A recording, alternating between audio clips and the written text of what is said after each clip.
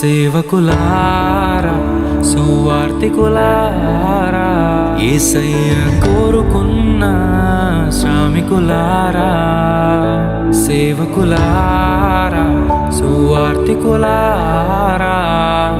మీ మాదిరికై వందనము.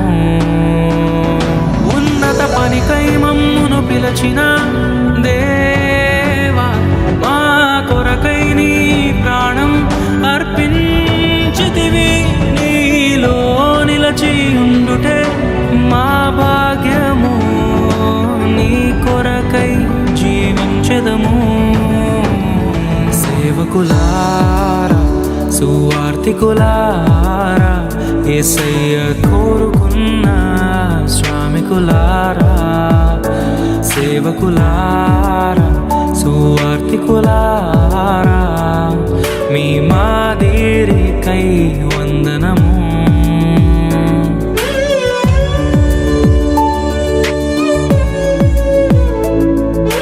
మనకంటే ముందుగా వెళ్ళిపోయిన వారి కంటే మనము గొప్పవారము కాదు, మనము మంచివారము కాదు, మనము ఎంత మాత్రము శ్రేష్ఠులము కాదు.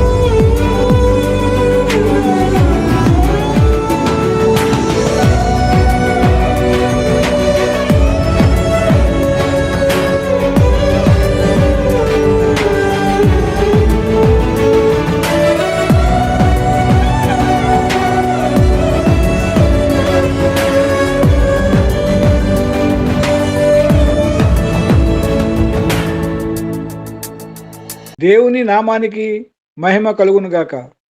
సంఘమంతటికి Redeemer Lutheran church men's fellowship తరపున క్రిస్మస్ మరియు నూతన సంవత్సర శుభాకాంక్షలు. యేసు ప్రభువారి పరిచర్యలో ఆయనచే ఎన్నుకోబడిన ఆయన ప్రియ శిష్యులను, వారి గురించిన కొన్ని ఆసక్తికర అంశాలను మీ ముందుకు తీసుకురావాలని ఆశపడి ఈ కార్యక్రమాన్ని రూపొందించడం జరిగింది. చూసి ఆనందించండి. షాలోం. పేతురు అనబడే నేను యేసుక్రీస్తు శిష్యులను, ఆయనను వెంబడించి ఎన్నో జీవిత సత్యాలు నేర్చుకున్నాను. జీవపు మాటలు యేసు వద్ద ఉన్నామని అడిగి ఆయనను వెంబడించి ఎన్నో అద్భుతాలు కళ్ళారా చూసి ఆనందించాం. నీటిని ద్రాక్షరసంగా మార్చడం, గాలి తుఫానును గద్దించటం, నీటి మీద నడవటం, స్వస్థతలు, మా అత్తగారిని స్వస్థపరచడం చూసాం.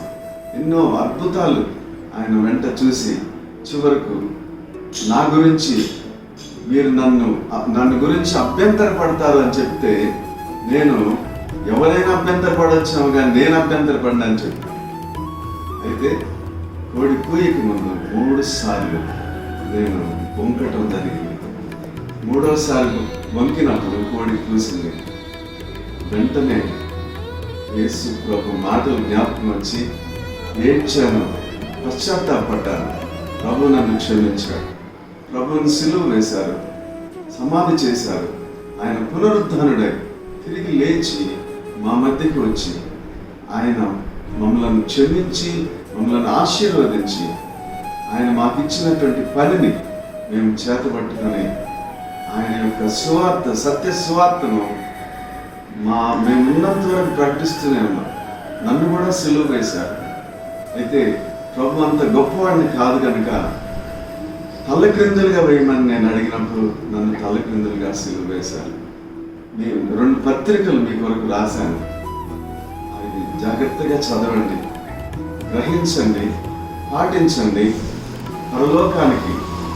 త్వరగా పరలోకానికి వారసులు కమ్మని మిమ్మల్ని అందరినీ బ్రతిమలాడుకుంటున్నారు. రేపు ఎదురు చూస్తున్నాం. దేవుడు మిమ్మల్ని అందరినీ దీవించునుగాక. షాలోం.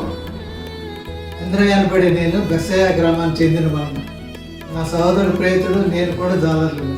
ప్రభువారి పిలుపుకు లోబడి మా వలలను విడిచి ప్రభువారి వెంబడించాము. ప్రభు మమ్మల్ని మనుషులు పట్టు జాలరులుగా చేస్తానని వాగ్దానం చేశాడు. మత్తయి సువార్త 4వ అధ్యాయం 20వ వచనం చెప్పబడిన రీతిగా మొదట బాప్తిస్మిచ్చే యోహాను శిష్యునైన నేను ప్రభువారికి పిలుపుతో నా వలలు విడిచి ప్రభువుకు శిష్యునయ్యాను. యేసు ప్రభు పరిచర్య అంతట్లో ఆయనతో కలిసి జీవించాను. ఆయనకి ఎంతో సమీపమైన శిష్యుడు. నేను గ్రీకు మరియు టర్కీ ప్రాంతాల్లో పరిచర్య జరిగించాను. వికర్ణ ఆకారంలో ఉన్న శిలువ మరణం పొందాను. యేసుక్రీస్తుకి హతసాక్షినయ్యాను. జబదయి కుమారులో ఒకరైన యాకోబును నేను గలిలయ ప్రాంతానికి చెందినవాడను. నా సోదరుడైన యోహాను మరియు నా తండ్రితో కలిసి దోణిలో మా వలలు బాగు చేసుకొని చుండగా యేసు మమ్మల్ని చూసి పిలిచాను. వెంటనే మేము దోణిను మా తండ్రిని విడిచి ఆయనను వెంబడించాము అని మత్తయి సువార్త 4వ అధ్యాయం 22వ వచనంలో చెప్పబడినది. యేసు ప్రభు వారి రూపాంతరాన్ని పేతురు మరియు యోహానుతో కలిసి నేను చూడగలిగాను. నాకు నా సోదరునికి ఊడిమెడు వారు అనే పేరు కూడా ఉండటం మా యొక్క స్వభావాన్ని సూచిస్తుంది. యేసు ప్రభు వారి పరిచర్య అంతటిలో ఆయనకు అత్యంత సన్నిహితుల్లో నేను ఒకటిని. హేరోదు రాజు ఖడ్గముతో నన్ను చంపించను అని అపోస్తల కార్యములు 12వ అధ్యాయం 2వ వచనంలో చెప్పబడినది. ప్రభు కొరకు మొట్టమొదటి హతసాక్షిని నేనే, జబదయి కుమారుడైన యాకోబును. యాకోబు సహోదరుడను అయిన యోహాను అను నేను జబదయి కుమారుడు. యేసు ప్రభుల వారిచే ప్రేమించబడిన ప్రియమైన శిష్యుడను అని నన్ను నేను పిలుచుకొనుటకు ఎంతో ఇష్టపడతాను అని యోహాను సువార్త 19వ అధ్యాయం 26వ వచనంలో చూడవచ్చు. నా సోదరుడు యాకోబును మా తండ్రి దోణిలో వలలు బాగు చేయుచుండగా యేసు ప్రభుల వారు మమ్ము చూచి రమ్మని పిలిచారు. వెంటనే మేము మా తండ్రిని దోణిలను విడిచిపెట్టి ఆయనను వెంబడించాము. పరిశుద్ధ బైబిల్ గ్రంథంలో యోహాను సువార్త, 3 పత్రికలు మరియు ప్రకటన గ్రంథము నాచే రచింపబడినవి. ఇవి ఎంతో ఆధ్యాత్మిక మర్మాలతో, ఆధ్యాత్మిక సత్యాలతో కూడినటువంటి రచనలు. యేసు ప్రభుల వారి దైవత్వాన్ని గుర్చినటువంటి ఎంతో ప్రాముఖ్యమైనటువంటి గ్రంథాలుగా ఇవి ఎంతో పేరు పొందాయి. మిగిలిన అపోస్తుల అందరికంటే ఎక్కువ కాలం జీవించి, ఎక్కువ కాలం పరిచర్య జరిగించి వృద్ధాప్యంతో మరణించారు. యేసు ప్రభుల వారి ప్రియమైన శిష్యుడను నతానియేలు అని పిలువబడే బర్తలోమె అని నేను గలీలియాలోని కానాను ప్రాంతమునకు చెందినవాడను. ఫిలిప్పు నాకు యేసు గురించి తెలిపినప్పుడు క్రీస్తును కనుగొనుటకు నేను వెళ్ళగా యోహాను సువార్త 1వ అధ్యాయం 47వ వచనంలో, ఇదిగో ఇతడు నిజముగా ఇశ్రాయేలీయుడు, ఇతని యందు ఏ కపటం లేదని ప్రభు స్వయంగా నా గురించి ప్రస్తావించారు. నేను భారతదేశంలో పరిచర్య జరిగించాను. మత్తయి సువార్తను మా భాషలోనికి తర్జుమా చేశారు. బ్రతికి ఉండగానే నా చర్మం ఒలిపించి నా తల నరికి నన్ను చంపించారు. నేను యేసు కొరకు హతసాక్షిని, యేసుచే ఎన్నుకొనబడిన ప్రేషిషుడు నతానియేలు. అల్ఫై కుమారుడైన లేవి అని పిలువబడే మత్తయిని నేను సుంకరిని. అయినప్పటికీ మార్కు సువార్త 2వ అధ్యాయము 16వ వచనంలో చెప్పబడినట్లు, సుంకరి మెట్టు మీద కూర్చుని ఉన్న నన్ను తనను వెంబడించమని ప్రభువు పిలిచాడు. ప్రభువు వారి పిలుపును గైకొని నా అధిక సంపాదన మార్గమైన వృత్తిని వదులుకొని ఆయనను వెంబడించాను. ప్రభు వారిని వెంబడిస్తూ ప్రతి చోట, ప్రతి సంఘటనను నేను గ్రంథస్థం చేసుకున్నానని నేను రచించిన సువార్తలో ఎన్నో ముఖ్యమైన విషయాలను వెల్లడించాను. ప్రభు వారి వంశావళి, జ్ఞానుల రాక మరియు పర్వత ప్రబోధము వంటివి నా గ్రంథములో విశిష్టమైన సంగతులు. యేసు ప్రభువు ప్రవక్తల లేఖనాల ద్వారా తెలియజేసిన ప్రవచన నెరవేర్పుగా వచ్చారు అని నా సువార్తలో ఎక్కువగా వ్యక్తపరిచాను. హిర్కరసు రాజుచే కత్తితో చంపబడిన ప్రభువు కొరకు హతసాక్షిని, యేసు యొక్క ప్రియ శిష్యుడైన మీ మత్తయిని నేను. Praise the Lord. Praise the Lord. Philip అనబడే నేను బెత్సయిదా వాడు. యోహాను సువార్త 1వ అధ్యాయం 43వ వచనంలో, మర్నాడు ఆయన గలీలకు వెళ్ళగోరి ఫిలిప్పును కనుగొని నన్ను వెంబడించమని అతనితో చెప్పాను అని వ్రాయబడి ఉన్నది. ఫిలిప్పు యేసుని వెంబడించెను. యేసుని గూర్చి వర్తమానం ప్రకటించుటకు ఆసక్తి గల వాడను. నా యొక్క ప్రస్తావన ఎన్నో సంఘములలో చూడవచ్చును. నా పరిచర్య గ్రీకు, సిరియా మరియు ఫిగ్రియా ప్రాంతాలలో జరిగింది. నేను రాళ్లతో కొట్టబడి చంపబడిన హతసాక్షిని, యేసు ప్రభువుచి ఎన్నుకోబడిన ప్రియశిష్యుడను. Thank you. Praise the Lord. అల్ఫయి కుమారుడైన యాకోబు అని నేను గలిలయ ప్రాంతానికి చెందిన వాడను. సువార్తల్లో 4 మార్లు నా గురించి ప్రస్తావన మీరు గమనించగలరు. మార్కు సువార్త 16వ అధ్యాయము 1వ వచనములో యాకోబు తల్లి అయిన మరియా అని చెప్పబడిన యాకోబును నేనే. ప్రభువుచే ఎన్నుకొనబడిన ప్రియ శిష్యుడను నేను. ప్రభువుకు విధేయుడనై ఉంటూ నా పరిచర్య సాగించాను. హేరోదు అగ్రిప్ప రాజు ఏలుబడిలో నేను చేయుచున్న సువార్త పరిచర్యను బట్టి నాకు మరణదండన విధించడమైనది. ప్రభువు కొరకు హతసాక్షినైన నేను ప్రభు యొక్క ప్రియ శిష్యుడను, మీ అల్పయ కుమారుడైన యాకోబును నేనే. Praise the lord. తద్దయి అనబడిన నేను ఇస్కారియోతు కాని యోధాగా కూడా పిలువబడువాడు. ప్రభువు వారిచే ఎన్నుకోబడిన ప్రియ శిష్యుడును. ఆయన పిలుపుచే ఆయనను వెంబడించి ఆయన యందు ఎంతో ప్రేమ, భక్తి, విశ్వాసము కలిగిన వ్యక్తిని నేను. నా గురించిన ప్రస్తావన యోహాను సువార్త 14వ అధ్యాయము 22వ వచనములో చూడవచ్చును. ఇస్కారియోతు కాని యోధా, ప్రభువా, నేను లోకమునకు కాక మాకు మాత్రమే నిన్ను నేను కనబరుచుకును కానీ సంభావించని అడుగగా ప్రభువారు తన వీడుకోలు ఉపన్యాసము చెప్పటం జరిగినది. యేసు ప్రభువుచే ఎన్నుకోబడిన ప్రియ శిష్యుడను, అపోస్తుడైన సీమోన్తో కలిపి గొడ్డలిచ్చి చంపబడిన హతసాక్షి అయ్యాను.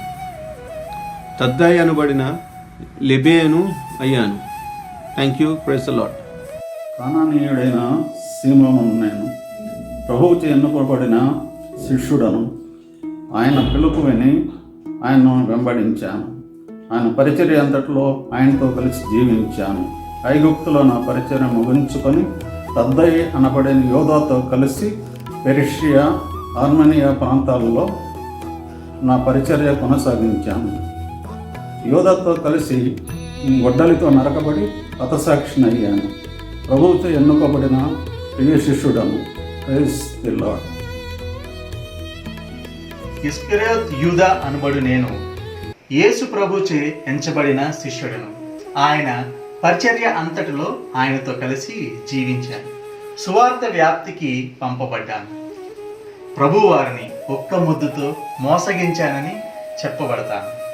సహజంగా డబ్బు వ్యవహారాలు చూసుకునే నేను 30 వెండి నాణాలకు ప్రభువుని అమ్మివేశాను. ప్రభువారు మరణశిక్ష పొందటం చూసి పశ్చాత్తాపంతో ఆ వెండి నాణాలు ఆలయంలో పడివేసి ఉరి వేసుకుని చనిపోయాను. కానీ నేను ఏమి చేసినప్పటికీ దేవుని మహాకృప గొప్ప ప్రణాళికను బట్టి నడిపింపబడ్డానని ఆయన చేయబో బలియాగానికి మూల కారణమయ్యాను. జకర్యా 11వ అధ్యాయం 12వ వచనంలో చెప్పబడినట్లు లేఖన ప్రవచనాలు నెరవేర్చుటకై దేవునిచే ఎంచబడిన నియమింపబడినను ప్రభు ఎన్నుకున్న ప్రియ శిష్యుడును నేనే. ఇస్కరియోతు యూదా. Praise the lord. దిదుమా అని పిలువబడే తోమా అను నేను ప్రభువుచే ఎన్నుకోబడిన శిష్యుడను.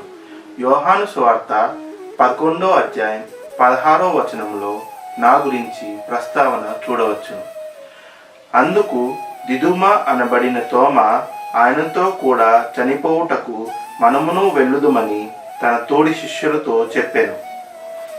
ఈ వాక్యం ద్వారా ప్రభు పట్ల నాకున్నటువంటి ప్రేమ అర్థం చేసుకునగలరు. యేసు ప్రభు వారు పునరుత్థానం తర్వాత నాకు తిరిగి కనబడి తన గాయములను ముట్టుకోనిచ్చినప్పుడే నేను ఆయనను తిరిగి లేచాడని నమ్మడం జరిగింది. ఈ కారణం చేత నేను డౌటింగ్ థామస్ అని కూడా పిలువబడుతున్నాను. నేను భారతదేశంలో నా పరిచర్య జరిగించే సమయంలో హతమయ్యాను. ప్రభు కొరకు హతసాక్షిగా మారిన ప్రభు యొక్క ప్రియ శిష్యుడను నేనే, మీ తోమా. Thank you. ప్రైజ్ ద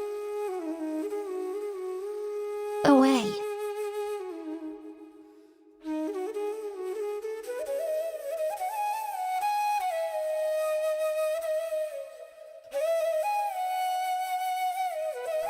సౌలు అను పేరు కలిగిన నేను పౌలుగా మార్చబడ్డాను. క్రీస్తు దర్శనము కలుగుకు మనకు నేను యెరూషలేములోని ఇంటింటా జొచ్చి క్రీస్తు శిష్యులైన వారిని చెరసాలలో వేయించి సంఘమును పాడు చేయుచుండగా దమస్కు మార్గములో క్రీస్తు యొక్క గొప్ప వెలుగు ప్రత్యక్షమై నా చూపు కోల్పోయాను. తిరిగి 3 రోజుల తర్వాత అననీయ అను క్రీస్తు శిష్యుడు ప్రార్థించగా తిరిగి కనుదృష్టి పొందాను. అప్పుడు నుంచి నజరేయుడైన యేసు యూదుల మెస్సయ్య అని ప్రకటించుట ప్రారంభించాను. బైబిలులోని నూతన నిబంధనలో అపోస్తుల కార్యం గ్రంథంలో సగభాగము నా జీవితం గురించి వివరించబడినది. నూతన నిబంధనలోని 27 పుస్తకములో 13 పుస్తకములు నాచే మరియు నా అనుచరులచే రచించబడింది. ఫిలిప్పీయులకు వ్రాసిన పత్రిక 1వ అధ్యాయం 21వ వచనములో చెప్పబడినట్లు, నా మట్టుకైతే బ్రతుకుట క్రీస్తే, చావైతే లాభం అను విధంగా నా జీవితాన్ని సువార్త పరిచర్యకు వినియోగించాను. ప్రభువు కొరకు హతసాక్షి అయ్యాను. నేను 12 మంది శిష్యులలో ఒకడిని కానప్పటికీ ప్రభువుచే ఎన్నుకోబడిన ప్రియ అపోస్తులుడైన పౌలును నేను. దేవునికి వందనాలు.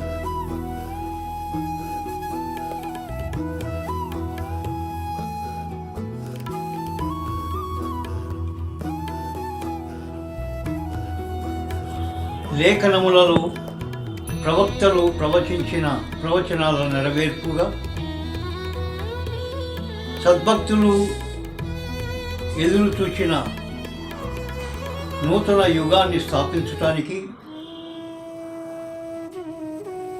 సకల జనుల పాప పరిహారార్థం ప్రాయశ్చిత్త బలిగా నా ప్రాణాన్ని అర్పించటానికి మీ మధ్యకు వచ్చిన యేసును నేను. తండ్రి నుండి బయలువెడలి మీ మధ్య జీవించటానికి గుడారాన్ని ఏర్పరచుకున్న యేసును నేను. నా 33.5 ఏళ్ల భౌతిక జీవితంలో 3.5 సంవత్సరాలు దైవరాజ్యాన్ని గూర్చి ప్రకటిస్తూ, నిత్య జీవాన్ని గూర్చి బోధిస్తూ, మారు మనసు పొంది సువార్తను నమ్ముడు అని ప్రకటించిన యేసును నేను.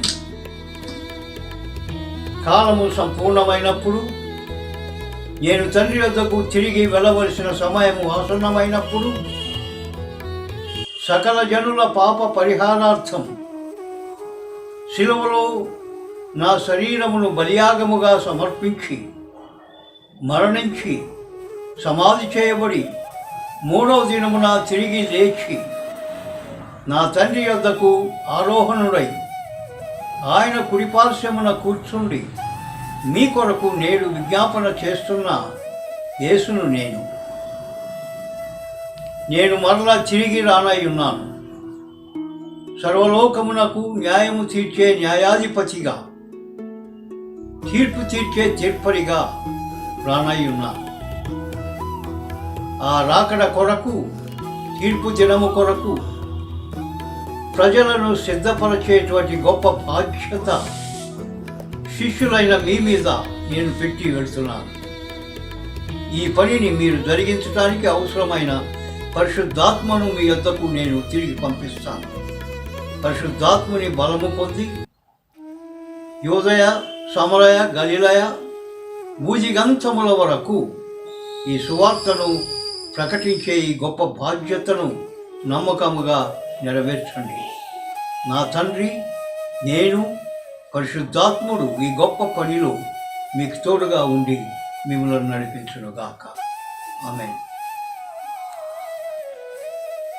అందరికీ వందనాలు.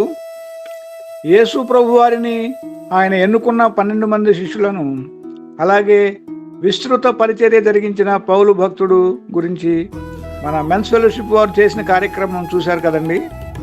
ప్రభు రాకడ కొరకు సిద్ధపాటు కలిగి మెలకువతో ప్రార్థనతో కనిపెట్టుచున్న మనమందరము మత్తయి సువార్త 19వ అధ్యాయము 28వ వచనంలో పునర్జన్మ మందు మనుష్య కుమారుడు తన మహిమ సింహాసనం మీద ఆసీనుడై ఉన్నప్పుడు నన్ను వెంబడించిన మీరును 12 సింహాసనముల మీద ఆసీనులై 12 గోత్రముల వారికి తీర్పు తీర్చుదురు అని ప్రభు శిష్యులను ఉద్దేశించి పలకటం చూస్తున్నాం.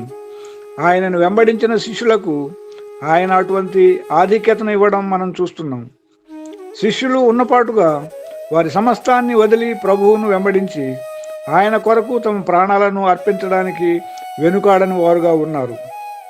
అటువంటి శిష్యుల జీవితాలను గురించిన కొద్దిపాటి జ్ఞానాన్ని పొందడానికి, వారి జీవితాల ఆధారంగా మన జీవితాల రూపకల్పన చేసుకోవడానికి ప్రభువు మనకు తగిన జ్ఞానాన్ని, తోడ్పాటును దయచేయునుగాక. పాల్గొన్న ప్రతి బిడ్డను ఆశీర్వదించండి. చిన్న చిన్న పొరపాట్లు ఉంటే మన్నించండి. దేవుడు మనందరినీ ఆశీర్వదించునుగాక. ఆమేన్.